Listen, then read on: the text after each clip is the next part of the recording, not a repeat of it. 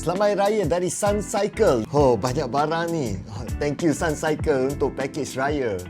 Sampul duit raya. Oh, nice. Oh, wait. Oh, ini bukan mak biasa. Kenapa ada nombor dekat atas? Oh, dia akan bagi tahu suhu. Nice. Oh, apa ni? What is this? Oh, scented series. Oh, dia minyak wangi. Ada ke kepala dia untuk aku spray ke? It's like macam tu je. Tapi kalau tengok dekat sini nampak macam boleh letak something untuk spray ke. Oh, okay. It's one of those, aku lupa dah apa nama dia. Tapi korang letak this stick dekat atas and then dia jadi scented untuk bilik lah.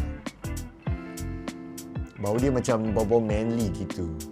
Coaster raya. Oh my goodness. Tebo Sri Songket. This is one of the teh-teh banco yang paling sedap lah aku pernah rasa. So, very nice, very nice. Then, apa ni? What is this?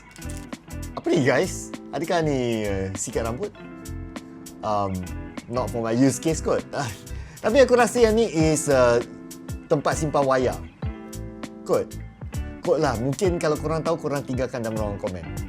And biskut raya.